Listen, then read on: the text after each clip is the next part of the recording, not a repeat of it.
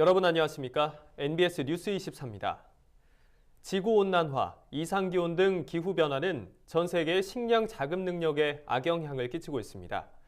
최근 문재인 대통령도 기후변화로 인해 세계 식량 사정이 언제 바뀔지 모른다며 식량 안보 차원에서 곡물 자급률의 중요성에 대해 강조했습니다. 더불어 농업인이 혁신 주체가 되고 젊은이들이 돌아오는 농촌을 만든다면 농업은 가장 혁신적인 산업으로 발돋움할 수 있을 것이라고 전망했습니다. 김인경 기자가 보도합니다. 최근 문재인 대통령은 정부 세종청사에서 열린 2019년 농림축산식품부 업무보고에서 세계는 이상기후로 식량 사정이 언제 바뀔지 모르는 상황이라며 곡물 자급률은 식량 안보 차원에서 중요하다고 강조했습니다. 대통령이 식량 안보의 중요성을 강조한 것은 농업의 공익적 가치를 제대로 인정하고 있는 것으로 풀이됩니다. 또 내년 공익형 직접지불제 개편과 농어업-농어촌 특별위원회 설치 방향에 대해서도 제시했습니다. 문 대통령은 직불제는 작물 종류, 규모 등과 관계없이 모든 중소농민까지 포용하는 방향으로 개편되어야 할 것이라며 직불제 개편이 제대로 된다면 획기적인 농정 개혁이 될 것이라고 강조했습니다. 특히 이 과정에서 당사자인 농민의 의견을 폭넓게 수렴해야 한다며 농특위 설치 관련법이 국회를 통과한 만큼 농식품부와 역할 분담이 분명하게 되도록 차질 없이 준비해달라고 당부했습니다. 더불어 농정의 미흡한 부분에 대해서도 지적했습니다. 문 대통령은 농정을 혁신하지 못하고 사람에 대한 투자를 소홀히 해 농업이 미래 산업으로서 새로운 가치를 충분히 창출하지 못했던 것이 지금까지의 현실이라면서 농업 분야의 정책적 개선 노력이 필요하다고 강조했습니다. 특히 달걀 살충제 성분 검출 사건 대응 과정에서 보여준 부처 간 혼선과 친환경 인증 제도의 허술한 관리 등은 국민에게 큰 실망과 불안감을 안겨줬다고 말했습니다. 이에 문 대통령은 농업에 과감히 투자해 농민이 혁신의 주체가 되고 젊은이들이 돌아오는 농촌을 만들어야 한다면서 우수한 정보통신 기술과 농업 기술을 결합하면 농업은 가장 혁신적인 산업으로 발돋움할 수 있을 것이라고 말했습니다. NBS 뉴스 김인경입니다. 농림축산식품부는 2019년 정책 추진 방향을 문재인 정부가 지향하는 사람 중심의 농정개혁으로 정했습니다. 농식품부가 밝힌 내년도 주요 업무 내용은 무엇인지 김아영 기자가 짚어드립니다. 올 한 해 동안 농림축산식품부는 경제적 가치를 중심으로 농업인들의 성장을 뒷받침해왔습니다. 농식품부는 내년부터 기존 농업을 공익적 가치를 추구하는 농업으로 그 의미를 확장합니다. 농산물 공급자에 머무르던 농민을 좋은 식품을 만들고 환경을 지키는 주체로 격상시키겠다는 겁니다. 이계호 농림축산식품부 장관은 사람 중심의 농정개혁을 본격화하여 농업인이 체감할 수 있는 성과를 창출하도록 노력하겠다고 말했습니다. 먼저 농업 농촌의 다양한 일자리를 창출할 방침입니다. 정부 양곡의 품위를 관리하는 양곡관리사와 동물병원의 수의사를 보조하는 동물간호복지사 등 농업의 새로운 자격과 직종을 도입합니다.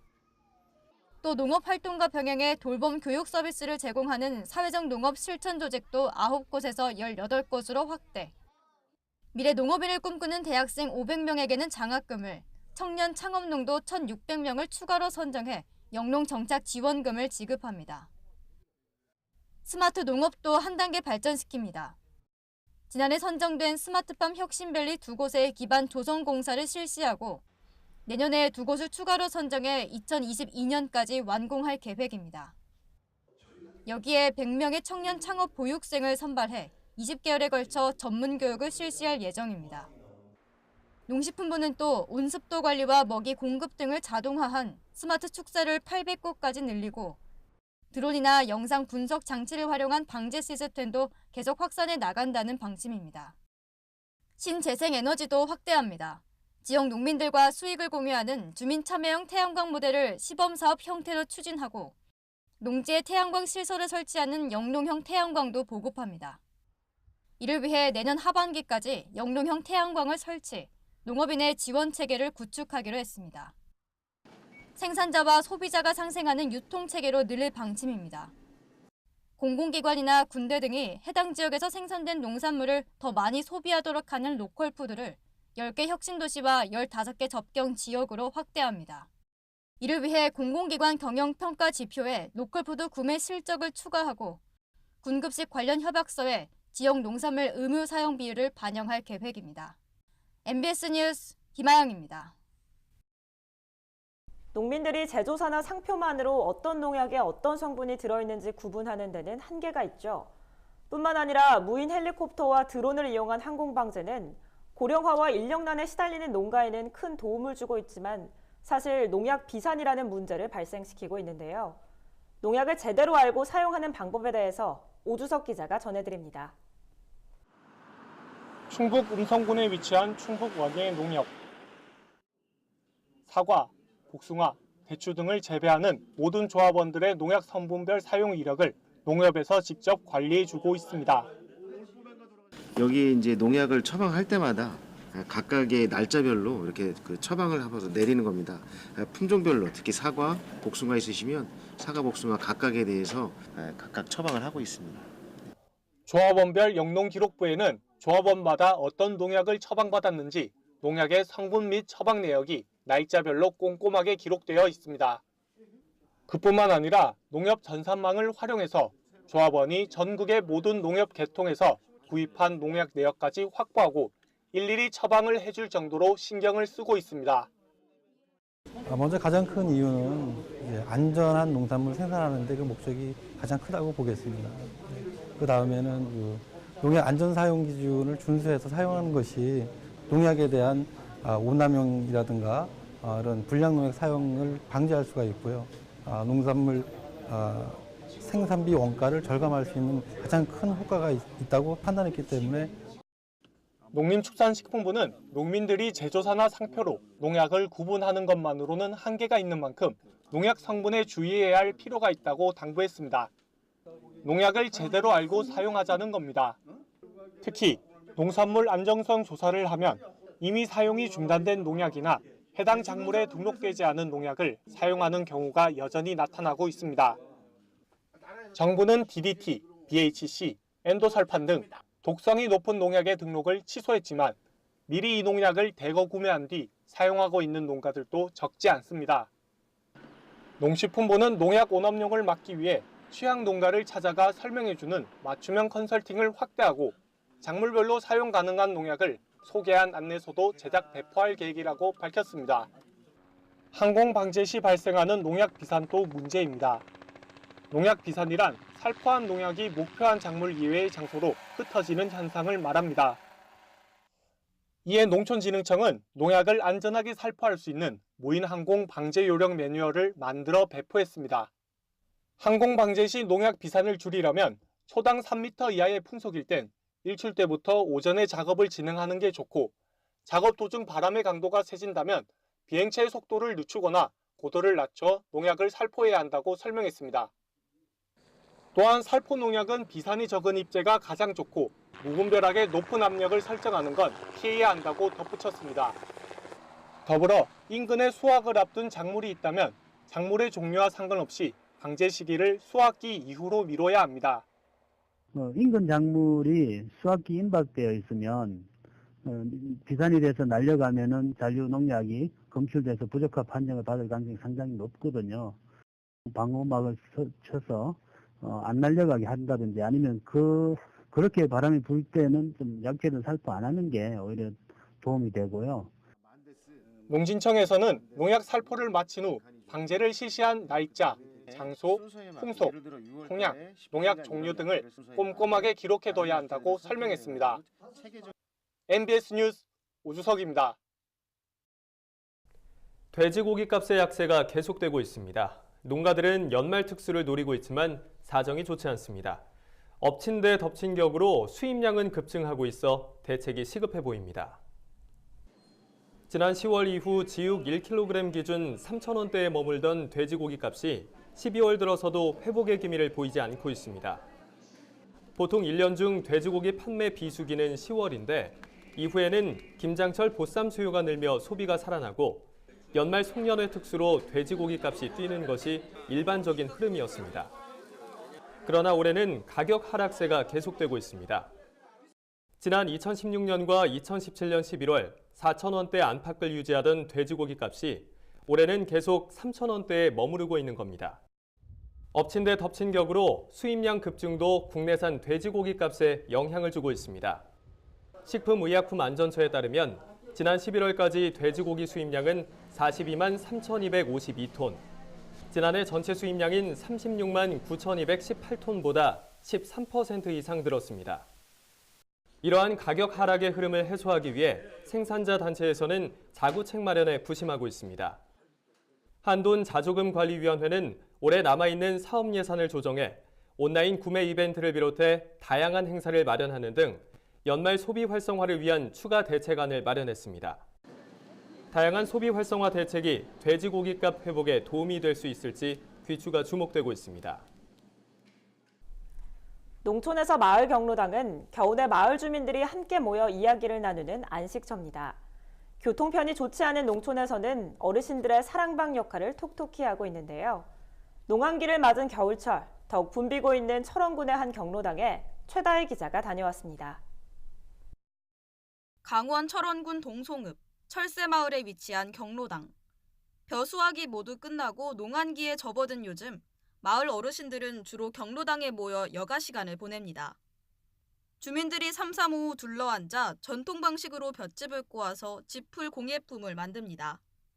볏짚을 하루 종일 만지다 보면 손바닥이 얼얼하지만 서로 이야기꽃을 피우다 보면 훌륭한 작품이 탄생하는 건 시간 문제. 건강에도 좋고 또 이 노인네들도 치매 같은 것도 안 걸리고 여러모로 좋죠. 서로 얼굴 보고 즐겁고 그렇게 하는 거예요. 이 마을 경로당은 어르신들이 문화생활을 즐기는 한편 건강을 지키는 공간으로도 활용되고 있습니다.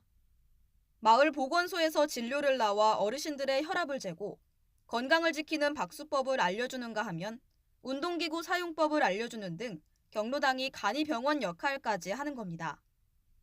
이처럼 경로당은 단순히 휴식의 공간이 아니라 배움의 장소, 문화 향유의 공간으로도 활용되고 있습니다. 경로당에 와서 맛있는 음식도 먹고 친구들도 만나고 대화도 하고 그래서 좋은 것 같아요. 경로당 근처에 보건소장이 약 같은 거 그런 것도 다 챙기고 혈압도 챙겨서 해주고 그러니까 참 좋게 생각해요. 보건복지부에 따르면 지난 5월 기준 전국의 경로당 수는 6만 5,803곳. 이 가운데 상당수가 농촌에 몰려 있습니다. 서울은 3,400곳 정도인데 반해 전남은 8,000곳, 경남은 7,400곳에 달합니다. 그만큼 농촌에서 경로당이 가지는 의미는 클 수밖에 없는데요. 경로당은 이용 인원수에 따라 정부와 지방자치단체에서 부식비, 난방비 등 운영비를 지원받는데 비용을 좀 더 효율적으로 쓸 수 있게 해야 한다는 목소리가 높습니다. 우리 철원 지역은 전국에서 잘 아시다시피 가장 추운 지역 중에 한 군데입니다. 그래서 난방이라든가 이런 부분이 잘 될수록 좋은데 어르신들이 이제 워낙 추운 지역에서 오시기 때문에 좀 불편하실 수 있는데 난방비를 조금 더 충분하게 장시간 즐겁게 지낼 수 있는 공간이 마련됐으면 참 좋겠다는 생각이 들고요. 농한기인 겨울철, 농촌 어르신들이 건강하게 겨울을 날 수 있도록 경로당이 다양한 역할을 하는 만큼 지자체의 지원도 확대돼야 한다는 지적이 나옵니다. MBS 뉴스 최다희입니다. 겨울철을 앞두고 상대적으로 시설이 열악한 농촌 지역 버스터미널 안전시설에 대한 보완이 필요하다는 지적이 나오고 있습니다. 전북 지역의 경우 겨울철을 맞아 폭설이 예고되는 지역이 많아 이에 대비한 안전시설 점검이 요구되고 있습니다. 김남호 기자가 농촌 지역 버스터미널을 찾아 겨울철 안전사고 예방책을 취재했습니다. 순창 시외버스 터미널입니다. 이곳에서는 버스가 들어가고 나오는 출입구 사이로 출입하는 이용객들의 모습이 자주 눈에 띄입니다. 매표소로 들어가는 문이 있지만 이용객들이 버스 입출입구를 가로질러 가는 겁니다. 버스터미널 관계자들은 버스 출입구에 보행자를 위한 안전패스 설치와 노후된 비가림 시설 보수 등 안전시설 보완을 호소하고 있습니다. 버스가 들어오고 나오는 데가 한 군데니까 손님들 하차하는 승객들이 좀 위험에 노출되어 있습니다. 그래갖고 안전패스를 좀 설치해 주셨으면 좋겠고요. 다음은 이쪽에 그 비가래집 시설이 노후돼 갖고 부식된 데가 많아서 비가 조금씩 새는 데가 많아요. 그게 이런 것 좀 개선해 주셨으면 좋겠습니다.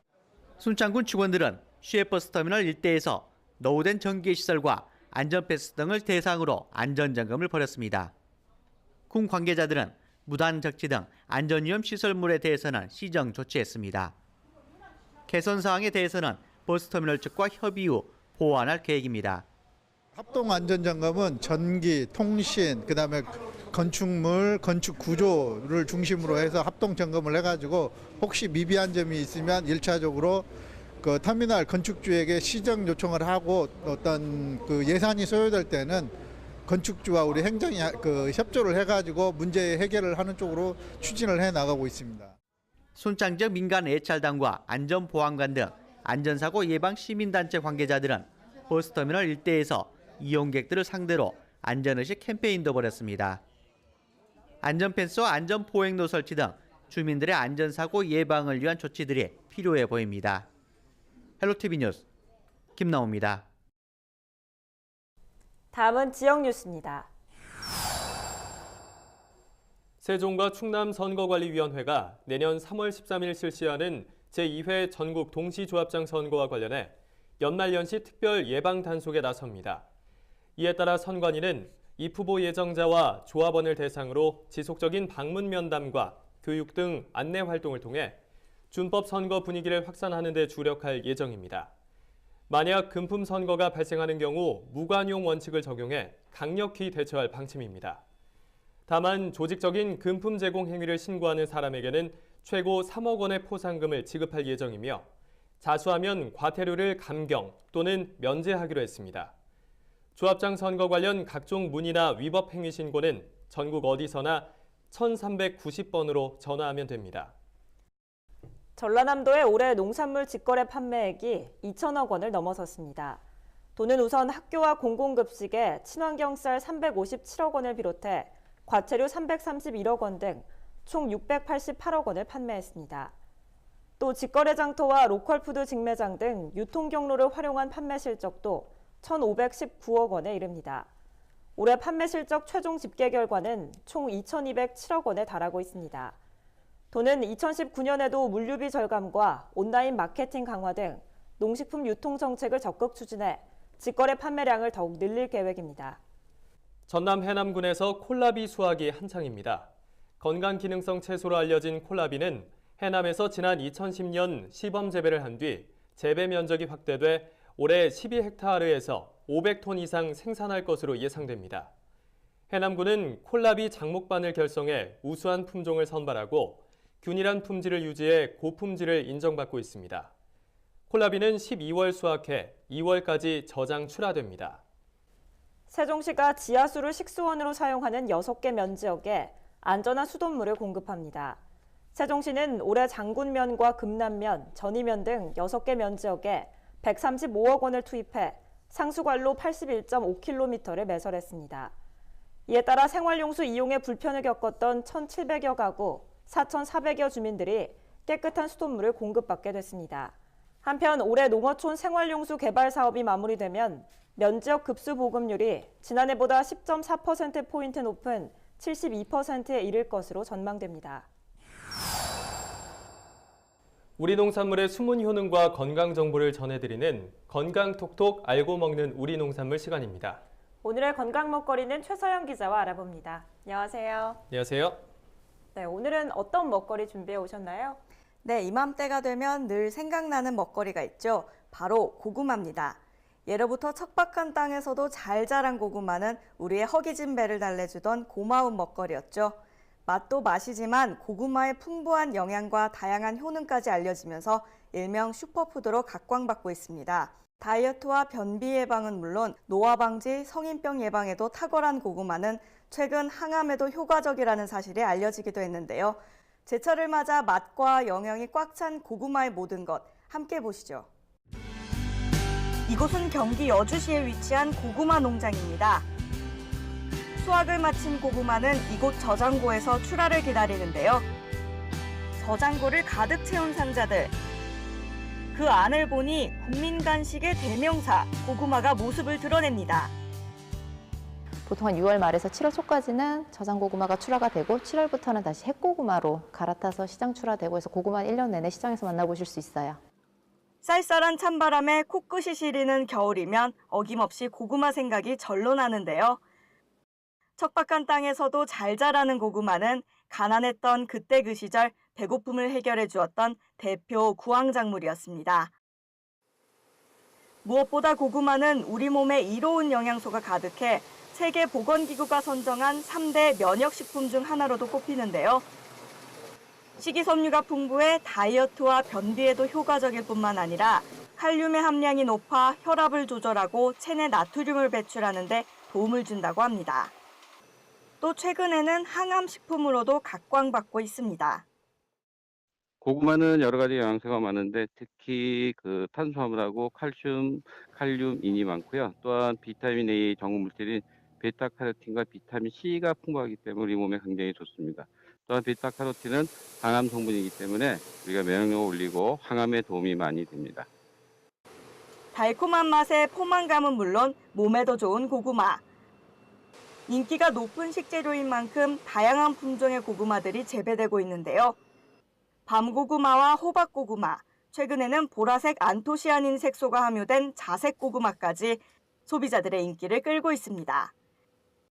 그런가 하면 찌고 삶고 구워 먹고 먹는 방법도 다양한 고구마. 고구마는 어떻게 조리를 해도 영양 손실이 적어 입맛대로 취향대로 먹을 수 있다는 장점이 있는데요.